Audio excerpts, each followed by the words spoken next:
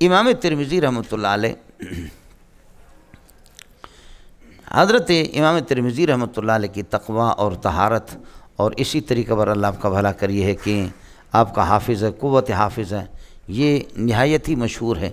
ایک واقعہ جیسے کہ بتاتے ہیں کہ آپ کے حج کے موقع پر حج پر جا رہے تھے، آخری دنوں میں نابینا ہو گئے تھے، تو ایک جگہ اونٹ پر سوار ہو کر کے اونٹ جیسے گزرا، جیسے کہ مجھے اندازہ ہو گیا کہ مسجد سے میرا اونٹ گزر رہا ہے، یہاں سے اپنے سر سے نیچے کیا، لوگوں سے پوچھا کہ ادھر کوئی درخت ہے یا نہیں ہے؟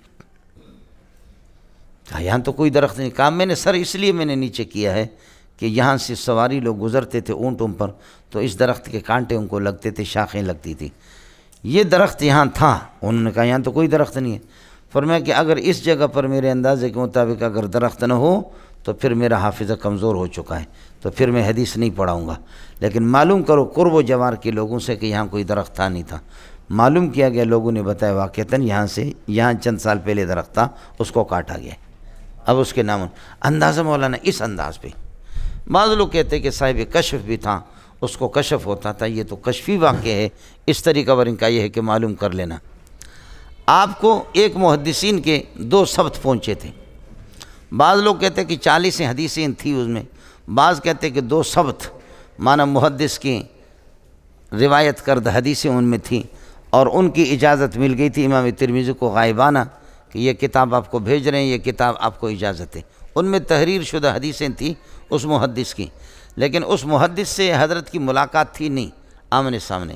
سفر کے دوران، حج کے سفر کے دوران دیکھا کہ وہی محدث ہے جس کی روایتیں میرے پاس ہے، تو کہا آج تو اجازت لے لوں، آمنے سامنے ان سے اجازت لے لوں۔ تو حضرت کے پاس گئے اور ان سے کہا، امام ترمذی جب گھر سے نکلا تھا تو کچھ کاپیاں اپنے تھیلی میں ڈالی تھیں، اور انہوں نے یہ سمجھا کہ یہ وہ کاپیاں ہیں اور یہ وہ کتابیں ہیں جن میں اس محدث کی روایت کردہ حدیثیں، جبکہ غلط فہمی سے اس نے جلدی میں دوسری کاپیاں اٹھائی تھیں۔ محدث سے ملا اور ان سے کہا کہ آپ کی کچھ تحریر کردہ روایت کردہ روایتیں میرے پاس ہے، آپ ان کی براہ راست میں آپ کے سامنے ان کو تلاوت کرتا ہوں، آپ مجھے ان کی اجازت دے دیں۔ تو اس محدث نے کہا کہ ٹھیک ہے، آپ پڑھ لیں ان کو۔ تو امام ترمذی نے جیسے تھیلی سے وہ کتابیں نکالی کہ جس میں محدث کی حدیثیں لکھی ہوئی، جب تھیلی سے کتابیں نکالی تو دیکھا سبحان اللہ، یہ تو اللہ کا خالی کاپیاں ہیں، اور وہ میں ادھر چھوڑ کر کے آ گیا ہوں، جلدی میں ہو جاتا آدمی کو۔ تو یہ دیکھا اب محدث کو بتا تو نہیں سکتا، تو محدث نے کہا کہ پڑھ لو، وہ ادھر بیٹھے ہوئے، اس نے ادھر پڑھنا شروع کیا، پڑھتے ان کی ساری روایتیں۔ تو اس محدث کی نگاہ پڑ گئی کہ یہ تو خالی کاپی ہے، کہا کہ میری روایتیں کہاں لکھی ہوئی، یہ تو خالی کاپی ہے۔ کہا کہ جی مجھ سے غلطی ہو گئی، میں آپ کی جو تحریر کردہ وہ تو وہاں چھوڑ کر کے آیا ہوں، اور ابھی شرم کے مارے چونکہ میں نے آپ سے بتایا روایتیں مجھے یاد ہیں۔ اس نے کہا ایسے کیسے یاد ہو سکتے؟ اس نے کہا سن لے، سمجھے؟ وہ سارے انہوں نے سنا لے۔